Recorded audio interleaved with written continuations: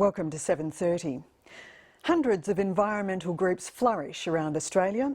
Some aim to save endangered species, some have the lofty goal of rehabilitating land that's been degraded, and some are overtly political, intent on using their environmental activism to stop development.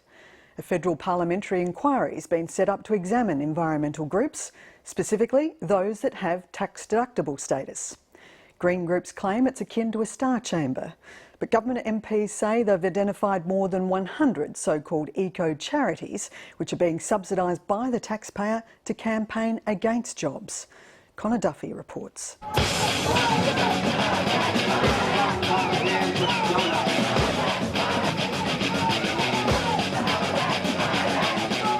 Many environmental groups exist to hold others to account.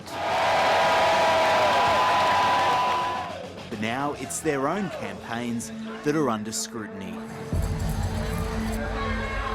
The environmental activism has gone from probably a niche village industry 10 or 15 years ago to a serious professional organisation in the last 10 years.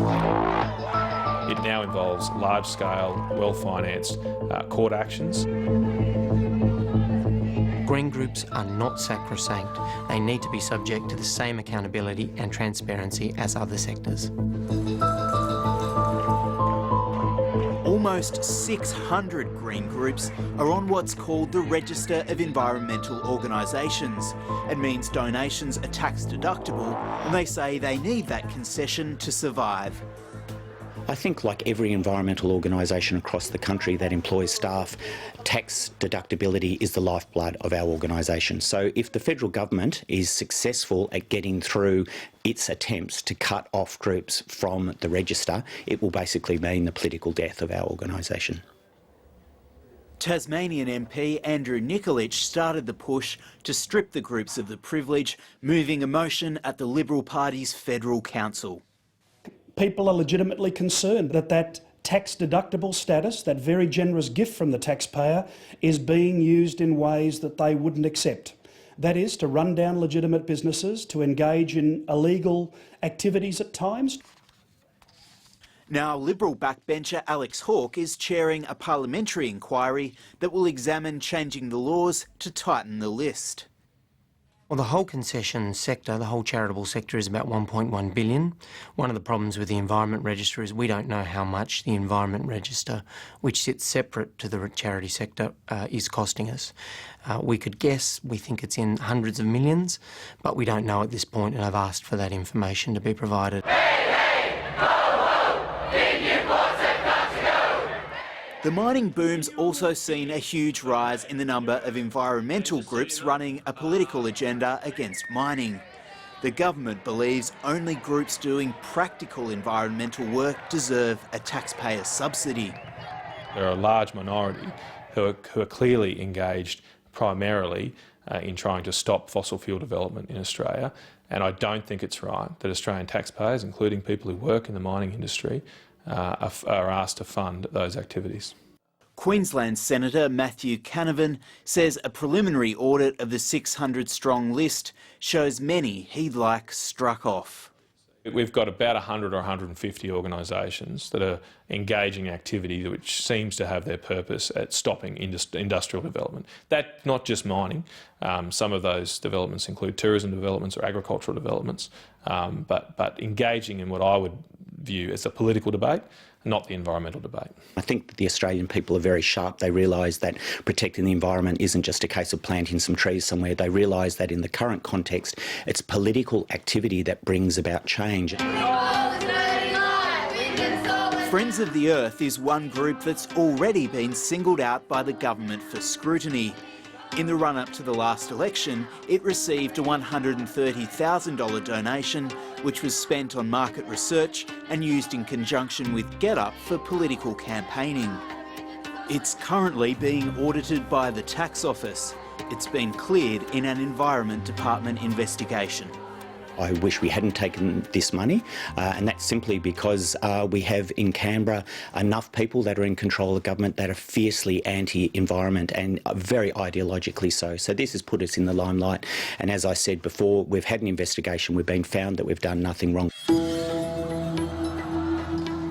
Practices like auspicing, where one environment group with a tax concession collect for those that don't have it, will also be investigated by the inquiry.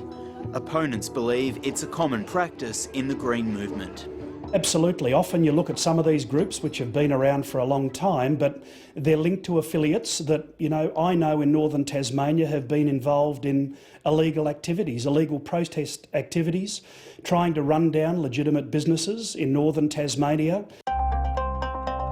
Friends of the Earth gives donors 20 different options for subgroups and external partners. All rely on its tax concession. I don't see that as bending in the rules. I'm an affiliate with Friends of the Earth, and so how Friends of the Earth works is it's a network of groups, and we don't work in a traditionally hierarchical way.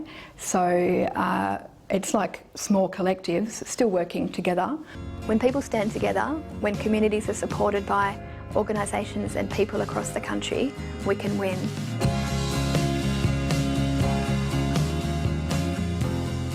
Nicola Paris runs a group affiliated with Friends of the Earth called Counteract that trains activists. She says tax changes would threaten her operation and mean farmers fighting coal seam gas would lose support. I'm educating, for example, farmers in Gippsland who don't want to see unconventional gas on their land, and they are then able to use the skills that I can share with them to defend and advocate for themselves. Auspicing arrangements have already been scrutinised by the Environment Department. Was also subject to the investigation, and again it was found that we were acting within the guidelines. Environment groups feel under siege. The federal government's already cut campaign funds and environmental lawyers.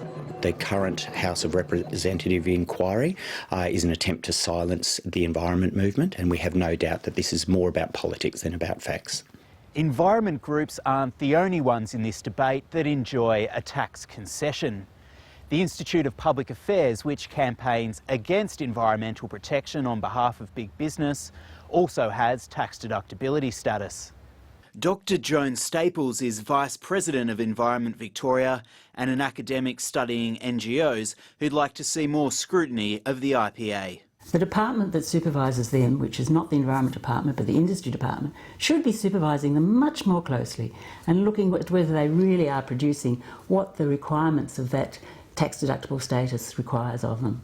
I don't believe there's a comparison with the IPA here. This is specifically about the purposes of the Environmental Register. So the Environment Register is for groups to do actual practical environmental work or some education and other purposes. Both the Labor and Liberal parties have think tanks, Chifley and Menzies House, that also enjoy tax deductibility. Isn't it hypocritical to keep the taxpayer subsidising those groups? Yeah, well, that's an issue that can be looked at by a separate committee or group, and absolutely that should be accountable and it should be transparent and it should be subject to the public interest test. I think it's important that all non-government organisations receive appropriate scrutiny, but what we're seeing at the moment is a very heavy push to focus on the environment movement